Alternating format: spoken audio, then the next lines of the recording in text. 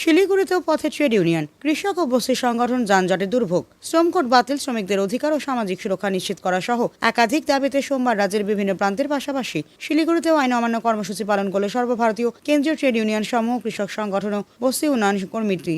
কর্মসূচিকে ঘিরে জেলার বিভিন্ন এলাকা থেকে আগত সংগঠনের কর্মী সমর্থকদের জমায়েত হয়। শ্রমকোড বাতিল, ন্যায্য মজুরি, কর্মসংস্থান ও সামাজিক সুরক্ষা নিশ্চিত করার দাবিতে এই আন্দোলনের ডাক দেওয়া হয়েছিল। পাশাপাশি কৃষকদের বিভিন্ন সমস্যা, কৃষি পণ্যের ন্যায্য মূল্য সহ বস্তিবাসীদের নাগরিক পরিষেবা ও ন্যায্য অধিকারের দাবি আন্দোলনের অন্যতম বিষয় ছিল। কর্মসূচির আগে গত শুক্রবার শিলিগুড়ির হিলকার্ট রোডের বিবেকানন্দ সুপার মার্কেটের সিআইটিইউ কার্যালয়ে সাংবাদিক সম্মেলন করে আন্দোলনের কর্মসূচি দাবি দাওয়া তুলে ধরা হয়। সর্বভারতীয় ট্রেড ইউনিয়ন সমূহ দার্জিলিং জেলা সমন্বয় কমিটির আহ্বায়ক গৌতম ঘোষ জানান, রাজ্যের বিভিন্ন জেলায় যৌথভাবে এই আন্দোলন কর্মসূচি পালন করা হয়েছে। তারই অংশ হিসেবে শিলিগুড়িতেও আইন অমান্য কর্মসূচি নেওয়া হয়। সোমবার নির্ধারিত কর্মসূচি ঘিরে শ্রমিক, কৃষক ও বস্তি সংগঠনের কর্মী সমর্থকদের মধ্যে উৎসাহ ছিল চোখে পড়ার মতো। বিভিন্ন দাবি দাওয়া সম্বলিত পতাকা ও ব্যানার নিয়ে তারা পথে নামেন। শ্রমকোড বাতিলের দাবিতে স্লোগান দেওয়ার পাশাপাশি শ্রমজীবী মানুষের বিভিন্ন সমস্যার দ্রুত সমাধানের দাবি জানানো হয়। কমিটির আহ্বায়ক গৌতম ঘোষ বক্তব্য, নতুন শ্রমকোডের ফলে শ্রমিকদের দীর্ঘদিনের অর্জিত অধিকার ও সুরক্ষা ব্যবস্থা ক্ষতিগ্রস্ত হওয়ার আশঙ্কা রয়েছে। শ্রমিকদের স্বার্থকে অগ্রাধিকার দিয়ে শ্রমকোড প্রত্যাহার করতে হবে। পাশাপাশি কর্মসংস্থান, ন্যায্য মজুরি, সামাজিক সুরক্ষা, শ্রমিকদের অন্যান্য অধিকার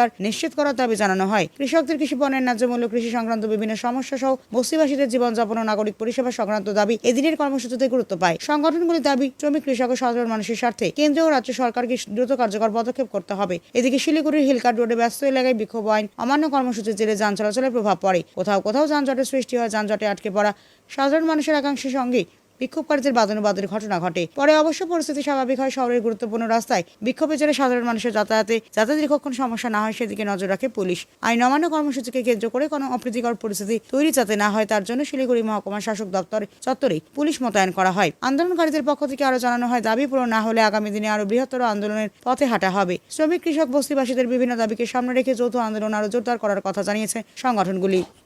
কেন্দ্রীয় ট্রেড ইউনিয়ন ফেডারেশন, সংযুক্ত কিষাণ মোর্চা, ক্ষেত মজুর সংগঠন, বস্তি উন্নয়ন সমিতি সবাই মিলে আজকে সারা দেশ জুড়ে আমাদের আইন অমান্য আন্দোলন কর্মসূচি চলছে।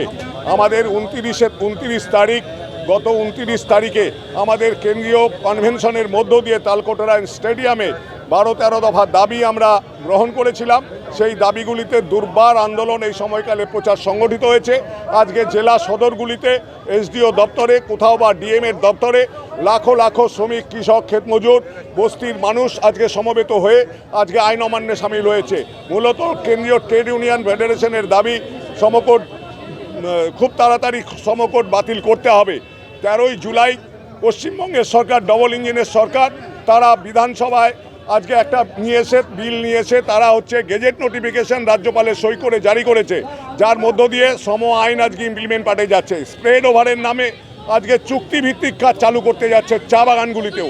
আমরা চা শ্রমিকদের বিভিন্ন দাবি নিয়ে তাদের ন্যূনতম মজুরি 20 রাউন্ড মিটিংয়ের পরেও তৃণমূল সরকারও করেনি, এই সরকারও কোনো কর্ণপাত করছে না।